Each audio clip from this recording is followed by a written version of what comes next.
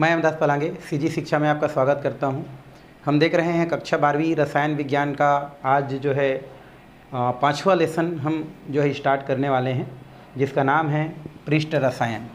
ठीक है, अब ये जो हम लोग रसायन स्टार्ट किए हैं ये अब जो है आपका इनऑर्गेनिक से स्टार्ट हो गया है।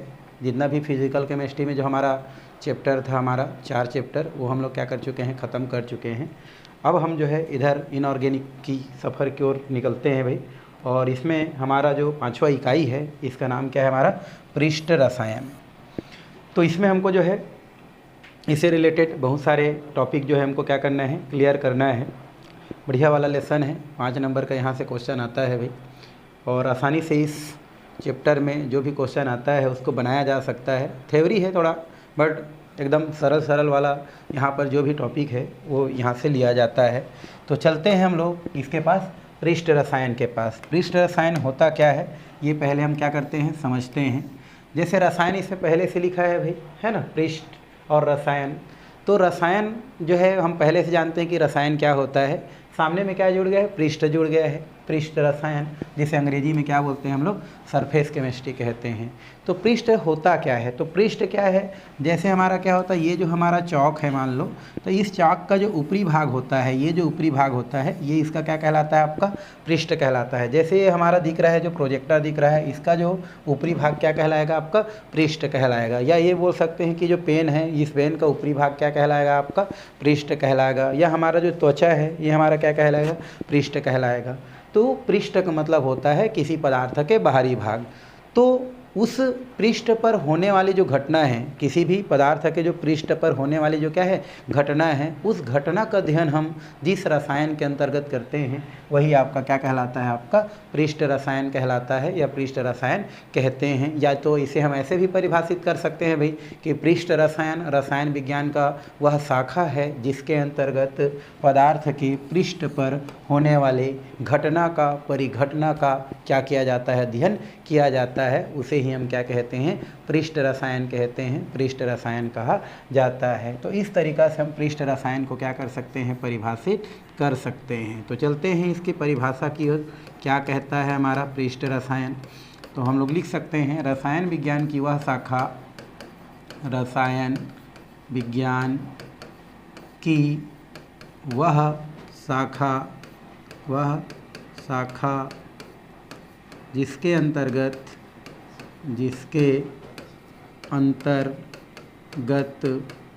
पृष्ठ पर होने वाले, पृष्ठ या क्या बोल सकते हैं, सतह पर होने वाले परिघटना का अध्ययन किया जाता है,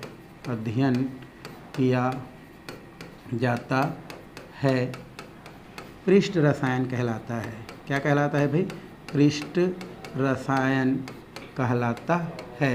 तो इस तरीक़ा से पृष्ठ रसायन को क्या किया जा सकता है, पढ़ा जा सकता है, लिखा जा सकता है। तो अगर आपसे क्वेश्चन करता है कि पृष्ठ रसायन क्या होता है, तो आप क्या कर सकते हैं, इसको वही बता सकते हैं कि पृष्ठ रसायन क्या होता है। तो आप बोल सकते हैं कि रसायन विज्ञान की वह शाखा जिसके अंतर्गत पृष्ठ पर, सतह पर होने वाले परिघटना का क्या किया जाता है, अध्ययन किया जाता है, वही क्या कहलाता है, आपका पृष्ठ रसायन के नाम से जाना जाता है, पृष्ठ रसायन कहते हैं।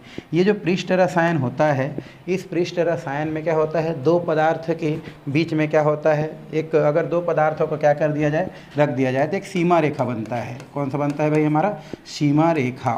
सीमा रेखा क्या होता है, तो दो प्रवस्थाओं को अलग करने वाली जो रेखा है वो सीमा रेखा के नाम से जाना जाता है। तो दो प्रवस्थाओं को अलग करने वाली रेखा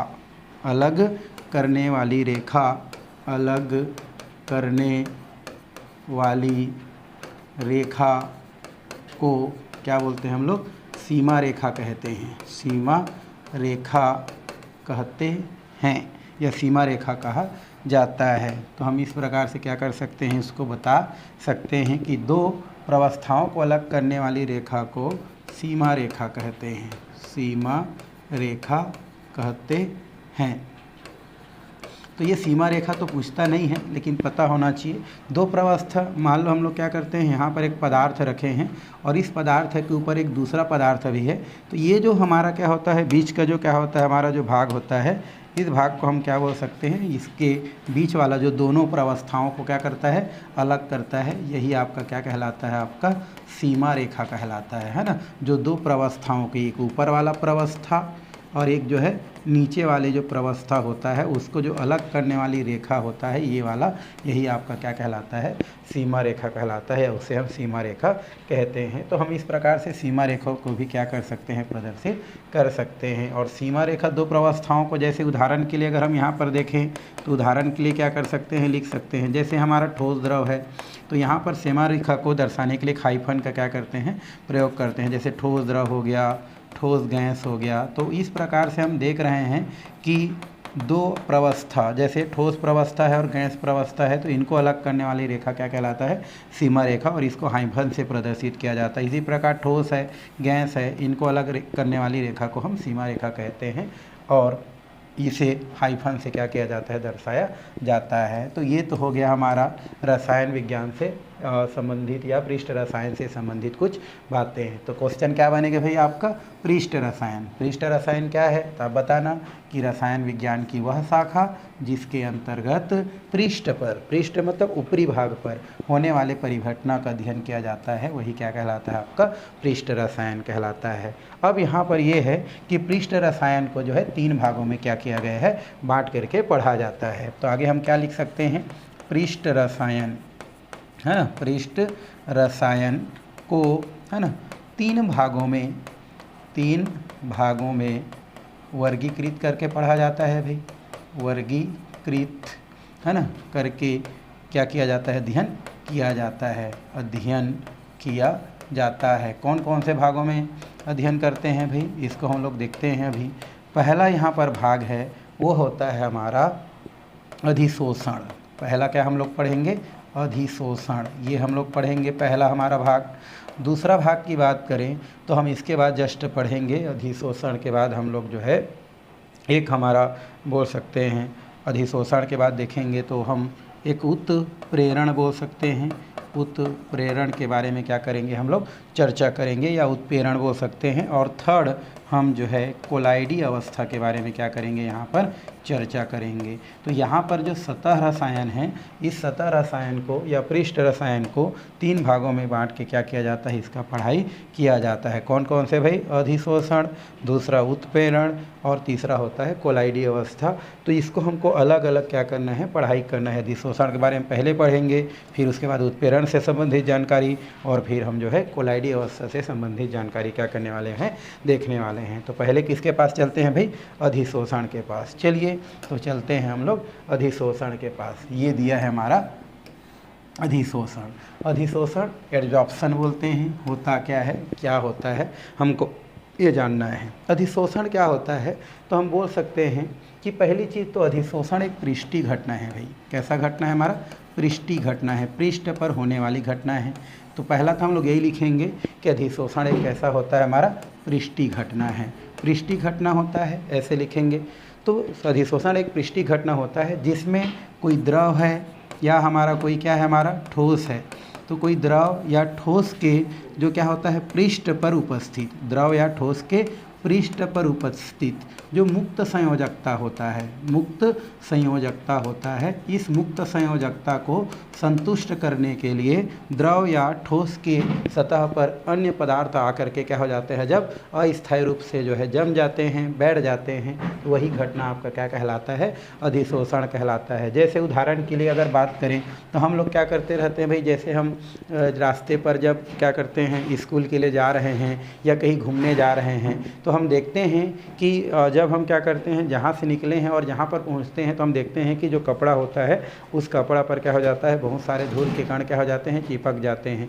तो उस स्थिति को हम क्या बोलते हैं, अधिशोषण कहते हैं, अधिशोषण कहा जाता है। तो अधिशोषण एक ऐसा होता है, पृष्ठीय घटना होता है, पृष्ठ पर होने वाली घटना होता है, जिसमें ठोस या द्रव के पृष्ठ पर उपस्थित मुक्त संयोजकता को क्या करने के लिए, संतुष्ट करने के लिए अन्य पदार्थ ठोस या द्रव की सतह पर आकर के अस्थायी रूप से क्या हो जाते हैं, अधिशोषित हो जाते हैं, अस्थायी रूप से बैठ जाते हैं, जम जाते हैं, तो क्या कहलाता है, आपका अधिशोषण कहलाता है। तो इसको हम लोग लिख सकते हैं भाई, क्या लिख सकते हैं यहाँ पर, सबसे पहले लिख देते हैं अधिशोषण।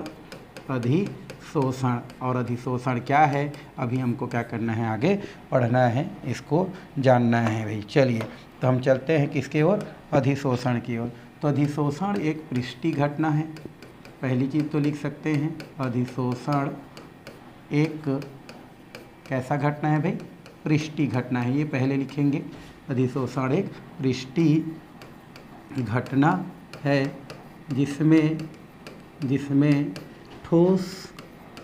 ठोस या द्रव के पृष्ठ पर, पृष्ठ मतलब सतह ना, पृष्ठ या सतह पर उपस्थित मुक्त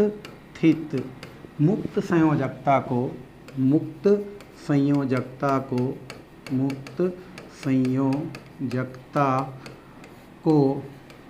संतुष्ट करने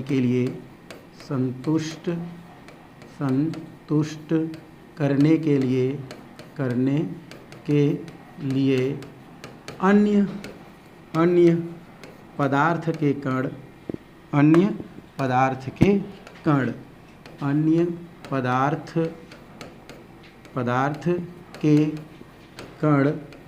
अन्य पदार्थ के कण ठोस या द्रव की सतह पर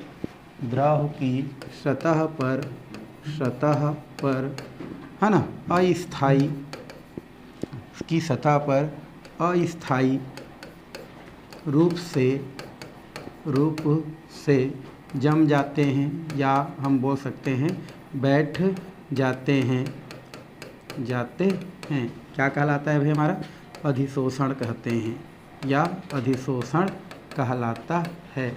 तो इस तरीक़ा से अधिशोषण को क्या किया जा सकता है, परिभाषित किया जा सकता है। क्या बोल रहे हैं भाई कि पहली चीज़ तो ये कि अधिशोषण एक कैसा घटना है, हमारा पृष्ठीय घटना है, जिसमें क्या होता है, ठोस या द्रव की जो सतह है उस पर उपस्थित जो क्या है, मुक्त संयोजकता है, उसको क्या करने के लिए, संतुष्ट करने के लिए अन्य पदार्थ के जो कण होता है वो ठोस के या द्रव की सतह पर आकर के अस्थायी रूप से जम जाते हैं। यही घटना आपका क्या कहलाता है, अधिशोषण कहलाता है। कहने का मतलब ये है, यहाँ पर उसको हम लोग चित्र के माध्यम से भी क्या कर सकते हैं, समझ सकते हैं, समझा जा सकता है भाई।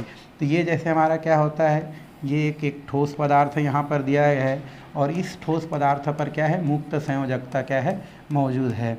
मुक्त संयोजकता क्या है अभी मैं बताऊंगा। तो इस मुक्त संयोजकता पर अगर हम देखें तो मुक्त संयोजकता पर क्या होता है कि अन्य प्रकार के जो पदार्थ आते हैं, अन्य पदार्थ के कण हैं हमारा, मान लो धूल के कण ही है ना, अन्य पदार्थ में हम लोग ले सकते हैं धूल के जो कण हैं, और ये हमारा क्या है, मान लो ये टेबल है और ये हमारे अन्य पदार्थ के कण हैं, और टेबल में मुक्त संयोजकता क्या होता है, यहाँ पर पाया जाता है मुक्त संयोजकता। अब इस मुक्त संयोजकता को संतुष्ट करने के लिए अन्य पदार्थ के जो कण होते हैं, ये कण क्या करते हैं, यहाँ पर आते हैं, कहाँ पर, ये जो टेबल है उसके यहाँ पर, और यहाँ पर आकर के अस्थायी रूप से क्या हो जाते हैं, जब व्यवस्थित हो जाते हैं। तो यही घटना आपका क्या कहलाता है भाई, अधिशोषण को क्या करता है, प्रदर्शित करता है। तो इस तरीक़ा से अधिशोषण को क्या किया जा सकता है, समझाया जा सकता है और इसको लिखा जा सकता है। तो चलिए ये तो बात हो गया अधिशोषण का। अगर हम यहाँ पर उदाहरण की बात करें, किसकी बात करें, उदाहरण की, तो उदाहरण भी बहुत सारा क्या किया जा सकता है, इसमें लिखा जा सकता है। तो उदाहरण क्या क्या होता है भाई, जैसे आप बोल सकते हैं सिलिका जेल पर जल वाष्प का अधिशोषण, सिलिका जेल है ना पर जल वाष्प का अधिशोषण, जल वाष्प का अधिशोषण, ये इसमें हम उदाहरण क्या कर सकते हैं, लिख सकते हैं। जल वाष्प पर जो है किसका अधिशोषण भाई, हमारा जल वाष्प का अधिशोषण। सेकेंड उदाहरण लिखना चाहेंगे तो आप सेकेंड उदाहरण भी लिख सकते हैं। प्लेटिनम एक धातु होता है, तो प्लेटिनम धातु पर हम जो है हाइड्रोजन गैस का अधिशोषण, हाइड्रोजन गैस का अधिशोषण, ये हो गया हमारा हाइड्रोजन गैस का क्या हो गया, अधिशोषण। तो इस प्रकार से कुछ उदाहरण हम क्या कर सकते हैं भाई, अधिशोषण से रिलेटेड लिख सकते हैं। तो ये तो हो गया आपका अधिशोषण के बारे में। चलिए अब इसके बाद हम देखते हैं अधिशोषण के क्या कारण हैं, इसको हमको जानना है, क्या इसका कारण क्या किया जाता है, लिखा जाता है। तो चलिए अधिशोषण के हमको क्या देखना है भाई, कारण देखना है। क्या देखेंगे हम लोग, कारण। तो अधिशोषण के क्या क्या कारण होते हैं, तो इसमें क्या होता है कि मान लो हम लोग क्या करते हैं, एक ठोस पदार्थ ले रहे हैं। कौन सा पदार्थ लेते हैं हम लोग, एक ठोस पदार्थ लेते हैं, ठीक है। ये हमारा एक ठोस पदार्थ है। अब ठोस पदार्थ में आप जानते हैं, ठोस पदार्थ में बहुत सारे कण पाए जाते हैं, ठीक है। तो ये हमारे इसके अंदर बहुत सारे क्या हैं, कण हैं। मैं इसको ऐसे दर्शा देता हूँ तो ज़्यादा अच्छा समझ में आएगा, ठीक है।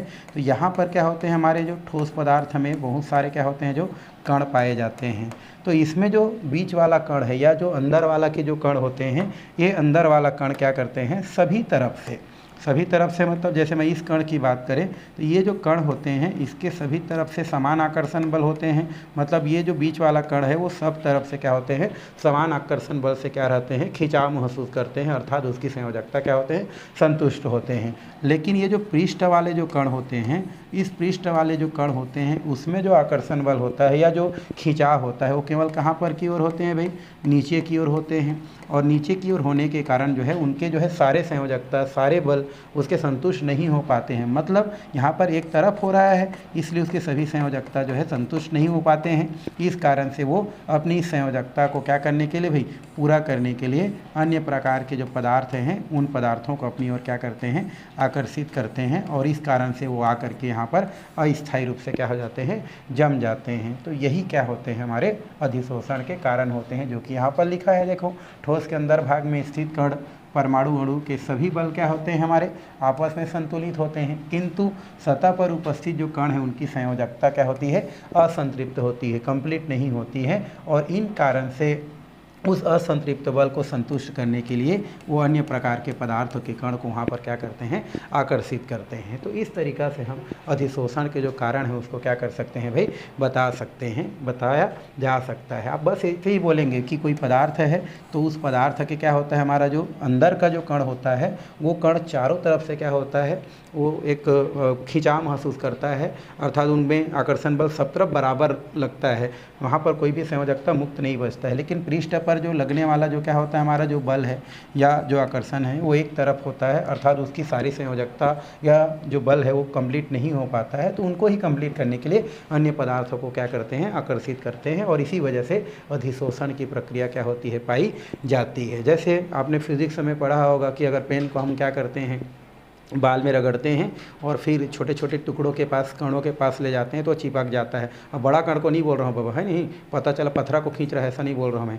ठीक है। ऐसी बात नहीं है, उसमें उतना ही शक्ति है और जितना वो क्या कर सकता है, खींच सकता है। तो ये तो हो गया अधिशोषण के कारण। चलिए अब हम आगे चलते हैं कुछ और बातें करने के लिए। ये है हमारा वो अधिशोषण के घटक को देखना है हमको। क्या देखना है अभी, अधिशोषण के घटक के पास चलते हैं, ठीक है। तो यहाँ पर हमको अधिशोषण के जो है घटक के बारे में थोड़ा सा बात करना है। जैसे आप विलयन लेसन में बात किए थे, है ना, विलयन के कितने घटक है, तो विलायक और विलेय। वैसे ही यहाँ पर अधिशोषण के हम क्या कर सकते हैं, घटक को हमको क्या करना है, पढ़ना है। अधिशोषण तो पढ़ लिए, अब अधिशोषण के क्या देखना है हमको, घटक देखना है। क्या देखेंगे, घटक। इसके दो घटक हैं, है ना। पहला है हमारा अधिशोषक, पहला क्या है हमारा, अधिशोषक, और दूसरा है अधिशोष्य।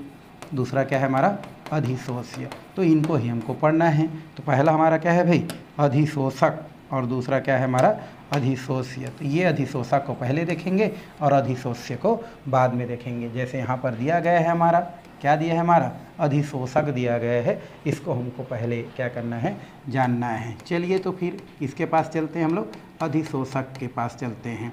अधिशोषक क्या होता है, तो ऐसे ठोस पदार्थ जिनकी सतह पर अधिशोषण होता है, ऐसे ठोस पदार्थ आप लिख सकते हैं। यहाँ पर क्या लिख सकते हैं भाई, परिभाषा आप लिख सकते हैं। चलिए परिभाषा की ओर चलते हैं। ऐसे ठोस पदार्थ जिनकी सतह पर क्या होता है, हमारा अधिशोषण होता है, अधिशोषण अधिशोषण होता है क्या कहलाता है भाई? अधिशोषक कहलाता है। अधिशोषक कहलाता है। ये सब क्वेश्चन आता है भाई एक नंबर में ना, ठीक है। तो ऐसे ठोस पदार्थ जिनके सतह पर क्या होता है हमारा? अधिशोषण होता है, अधिशोषक कहलाता है। अगर हम उदाहरण की बात करें तो उदाहरण में बहुत सारा लिखा जा सकता है भाई। जैसे अभी हम सिलिका जेल की बात किए थे, सिलिका जेल ये इसके उदाहरण में आ जाएगा। संक्रित चारकोल लिख सकते हैं हम लोग। संक्रित चारकोल जो होता है, चारकोल मतलब कोयला जी, अब वो भी कोयला नहीं, वो वाला कोयला नहीं जिसको टरक लाते हैं, घर वाला कोयला की बात कर रहे हैं हम लोग, ठीक है। जो लकड़ी को जलाते हैं उससे जो प्राप्त होता है उसको चारकोल बोलते हैं, ठीक है। तो यहाँ पर हम इसके उदाहरण कौन कौन से ले सकते हैं? ये हो गया सिलिका जेल और दूसरा क्या हो गया? संक्रित चारकोल। हम अधिशोषक के उदाहरण में क्या कर सकते हैं? रख सकते हैं, रखा जा सकता है, ठीक है। तो हमने क्या क्या देखा इसमें? अधिशोषक या अधिशोषक बोलता हूँ। अधिशोषण कितने प्रकार के होते हैं, कितने घटक होते हैं? तो 2 प्रकार के, एक अधिशोषक और एक होता है अधिशोष्य, जिसमें से हमने पहले को क्या पढ़ लिया भाई? यहाँ कंप्लीट कर लिया कि अधिशोषक होता क्या है। यहाँ पर आपको नहीं दिख रहा होगा, मान लो, तो इसको मैं अच्छा से क्या कर देता हूँ, लिख देता हूँ, ठीक है। तो ये हो गया अधिशोषक। पहला हमने क्या पढ़ा? अधिशोषक।